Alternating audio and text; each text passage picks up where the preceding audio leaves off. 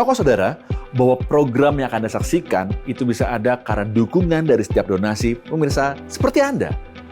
Dan itu memampukan kami Pijar TV untuk bisa menyiarkan program-program ini sampai ke seluruh pelosok Indonesia.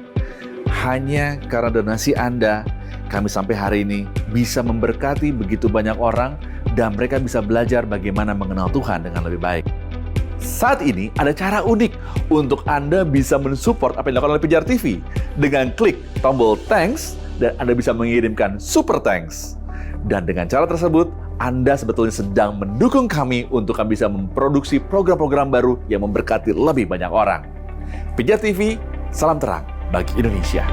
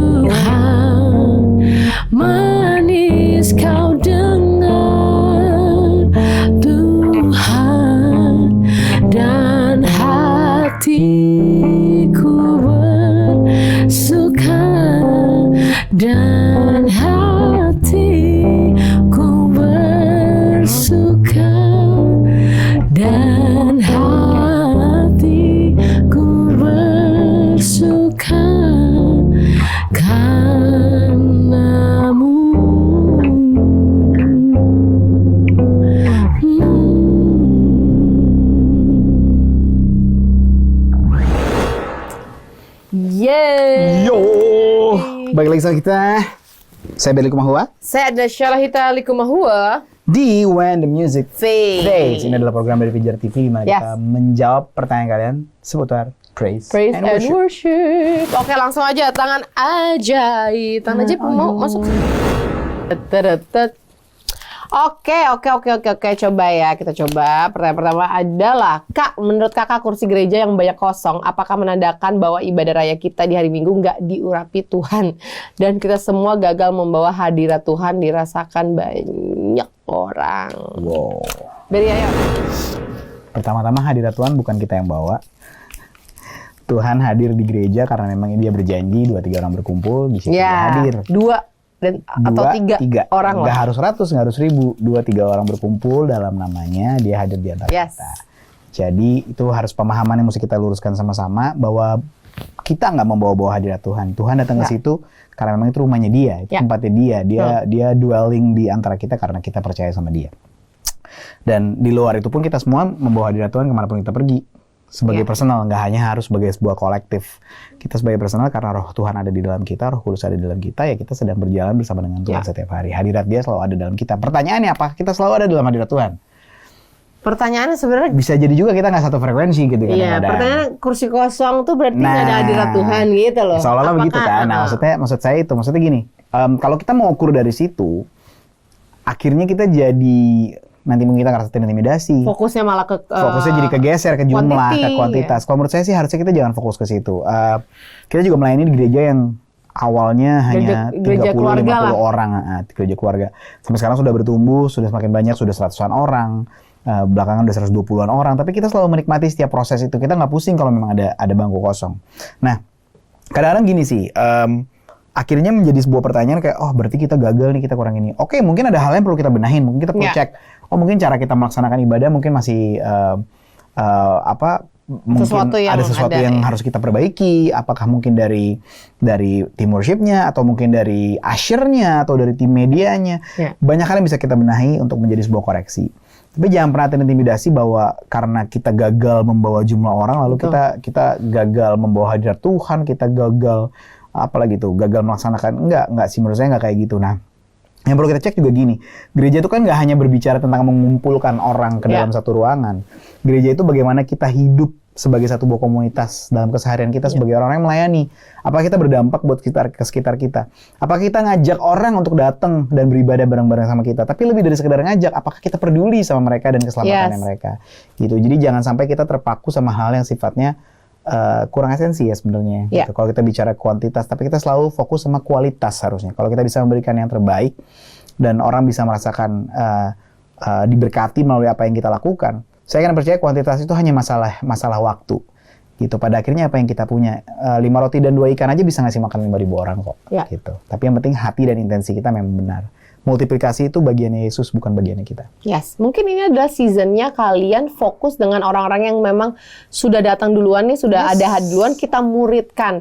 Jadi nanti mereka bisa memuridkan juga banyak orang, banyak jiwa. Jadi nanti once tempat duduk yang sudah yang tadinya kosong terisi sama orang-orang yang sudah di-equip juga, yang sudah dimuridkan juga gitu kan. Atau bahkan nanti jadi kayak apa ya, semacam MLM kali ya, semacam itu. Jadi nanti kalian muridkan yang ini, nanti yang di bawah kita muridkan lagi, yang bawahnya muridkan lagi. Jadi once itu nggak hanya sekedar rame, tapi juga mempunyai kualitas kerajaan sorga. Gitu. Dengan pemahaman yang benar, dengan sudut pandang yang benar, dengan visi yang sama. Itu jauh lebih penting daripada sekedar jumlah.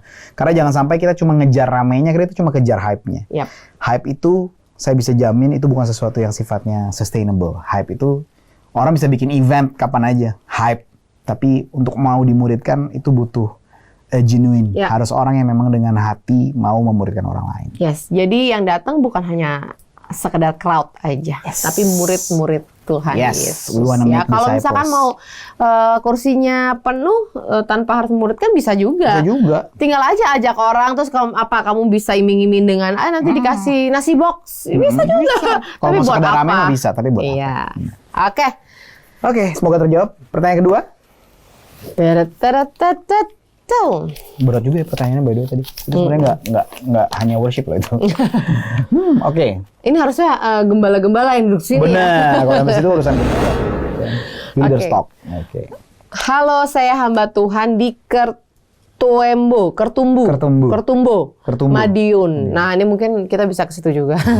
Mohon masukannya, saya senang dengan gaya musik yang kontemporer saat-saat ini. Tapi jemaat gereja saya banyak yang sudah tua dan kurang nyambung dengan gaya penyembahan seperti ini. Bagaimana saya memperkenalkannya tanpa membuat mereka kaget? Yang pertama, pas mau intro, jangan tiba-tiba biar nggak kaget. Enggak. Ini kita pernah bahas juga ya sebenarnya. Iya, sebenarnya banyak hal sih. Ada beberapa pilihan. Option pertama, kita bisa pakai lagu yang lama, yang para jemaat-jemaat yang sudah lebih berumur ini tahu lagunya, tapi aransemennya dibikin lebih modern. Itu bisa. Jadi orang akhirnya, lagunya gue tahu nih, paling nggak mereka bisa nyanyiin lagunya dulu. Saya tahu kok lagu ini, mereka bisa menyanyikan lagunya, walaupun gaya musiknya sedikit berbeda, itu sudah menjadi sebuah pembaharuan sebetulnya tanpa disadari. Contoh saya dulu pernah aransemen lagu Ku Masuki Gerbangnya Dengan Hati Bersyukur. Biasanya orang aransemennya kan duk tak duk tak duk, tapi kita ubah suasananya jadi berbeduk. Jadi suasananya tuh menyenangkan dan anak muda pasti suka. Lagunya nempel, orang bisa nyanyiin, tua dan muda bisa nyanyiin, tapi gaya musiknya tetap anak muda. Itu option pertama.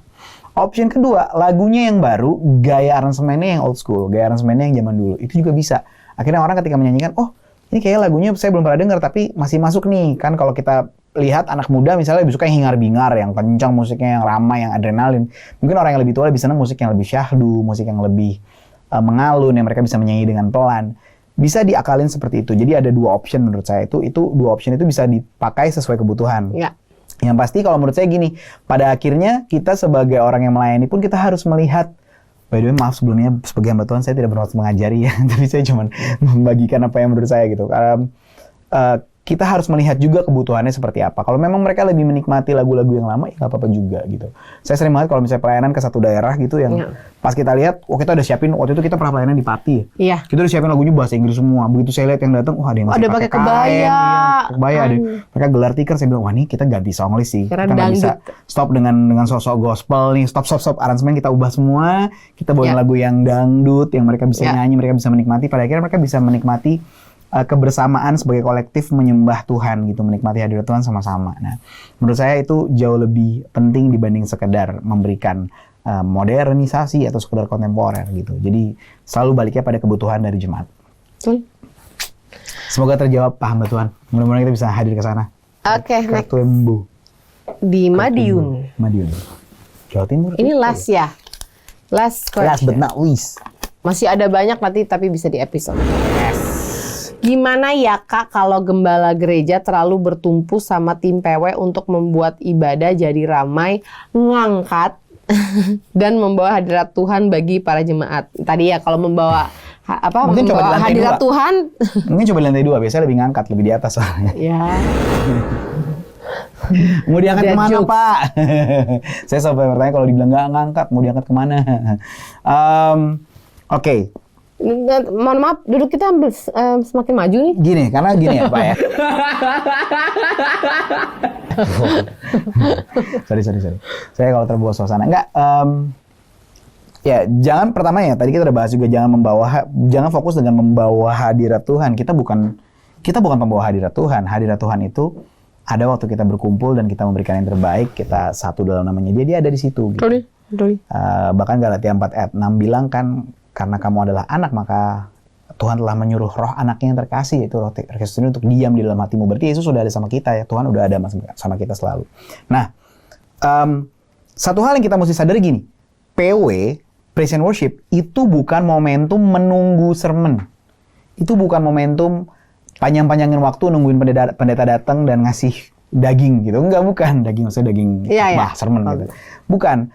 Praise and Worship adalah bagian esensial dari ibadah itu sendiri. Nah, sebagai tim worship, kita semua harus menyadari ini bahwa kita ada di garda terdepan nih. Orang datang dengan permasalahan mereka masing-masing. Mungkin orang datang dengan ucapan syukur. Mungkin orang datang mereka lagi bingung hadapin kegalauan dalam hidup. Kita punya tugas sebagai tim worship untuk memberikan yang terbaik supaya mereka bisa refocus dan sadar bahwa hari ini semua tentang Yesus gitu. Ya. Nah, kalau kita udah nyadari ini dan menyadari ini, kita akan memberikan yang terbaik dalam artinya kita fokusnya bukan menghibur. Kita bukan menghibur jemaat, kita lagi mau bawa hadiah seperti saya bilang, latreo. Hadiah buat Tuhan. Berarti kan kalau kita mau ngasih hadiah, saya mau ngasih hadiah buat istri saya aja, saya udah pilih yang dia lagi suka. Ya kan? Lalu bungkus kadonya juga saya pikirin, dia suka warnanya tuh. Nggak usah dibungkus-bungkus kalau. Iya, belakangan kan lebih sering saya kasih voucher aja, ya, beli sendiri gitu.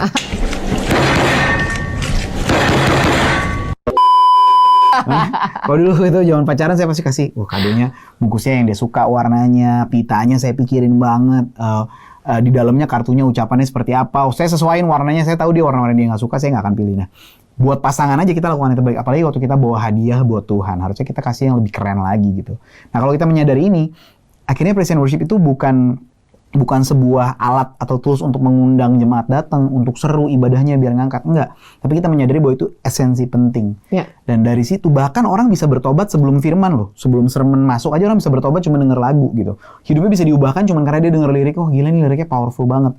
Sesuai dengan apa yang dialami dalam hidup, sesuai dengan revelation yang didapat dalam firman Tuhan gitu. Jadi menurut saya fokusnya jangan di situ, jangan ke kita bikin seru, bikin ramai, enggak. Tapi fokusnya adalah gimana Praise and Worship ini bisa mengubahkan hidup orang. Ya, karena betul. Praise and Worship itu bagian, kalau boleh dibilang terpenting ya dalam ibadah gitu. Ya, bahkan sebelum tim PW naik, tim Ashernya pun harusnya sudah bisa merepresentasikan kasih Tuhan di situ, di gereja itu. Jadi bukan hanya sekadar rame, tapi memberikan rasa, memberikan kasih gitu. Sehingga ketika orang datang mereka udah ngerasa welcome, udah yang ngerasa tadinya diterima, lemes, capek dengan beban-beban kayak hari Minggu selamat datang ke gereja. Impartasi kasih itu. Yes, hal-hal seperti itu. Jadi nggak hanya tidak hanya bertumpu kepada tim PW, tapi tim PW juga harus menyadari bahwa ini adalah effort bersama gitu. Semua harus melakukan yang terbaik supaya orang datang mereka diubahkan dan mereka melihat kasih Tuhan melalui apapun yang sedang kita layani. Semoga terjawab. Aman? Aman. Oke, seperti biasa. Kalau kamu memberikan pertanyaan, kamu punya kesempatan untuk mendapatkan bercanda menarik seperti berikut ini. Seperti berikut ini. Oh, bukan tanaman ini. Bas. Dan oke. Ini dia tote bag dan ada kaos. Kaosnya. Ada kaos nih, guys. Dan seperti biasa tumbler. Yang menarik ini ada, ini bisa ada indikatornya loh. Apa ya? Suhunya. Ini Children of the Light. Walk as the Children of the Light. Jangan di-spill lagi. Lagi action. Belum keluar. Yes. Pokoknya. Tadi seperti tadi juga dapat ini ya buat tadi udah ya? Udah. Buat merica ya. Bukan, ya ampun. Sama tote bag Khusus ya. kemarin lagi cuma buat that joke. Parah. Yang berikutnya. Yang berikutnya. Kalian juga bisa beli merchandise di Made by Kawal Ini bagus banget. yang sudah ada di e-commerce. Aku mau balik ini ke tangan ajaib yang asli ya. Ini tangan ajaib yang asli. Jadi ini bisa dibeli di Semua e-commerce favorit kamu ya, Made by Kawal. Yes. Dan jangan lupa di dalam sini ada begitu banyak sekat-sekat. udah diulang lagi Tapi dalam episode Kristus ya. kita harus menerobos semua sekat-sekat itu supaya Sudah. Oke. Pokoknya jangan lupa dibeli karena aku pun juga mau udah tag ini. yes. Terima kasih banyak yang sudah mengirimkan beberapa pertanyaan. Kalau mau kasih PR buat tim pijar kayak misalkan aku mau dong dikunjungin ya kan. Shout out Boleh di sini. banget. Di sini maksudnya. Di sini, di sini, sini. Oke. Saya bilang apa? Saya Indonesia Hitalikumuhwa. My name is Faith, signing out. God bless you. God bless y'all.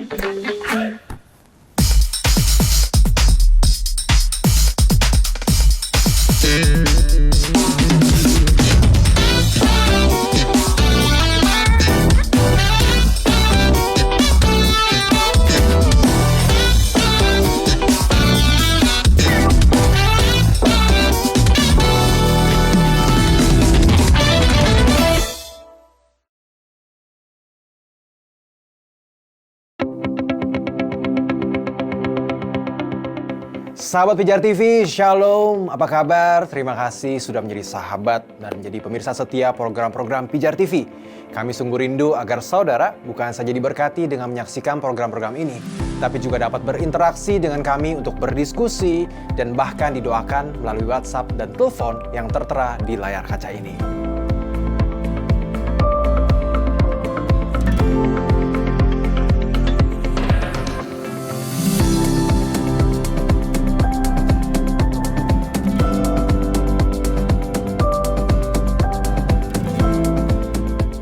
Hubungi kami sekarang melalui WhatsApp. Tim Respon Pijar TV siap untuk melayani saudara. God bless you.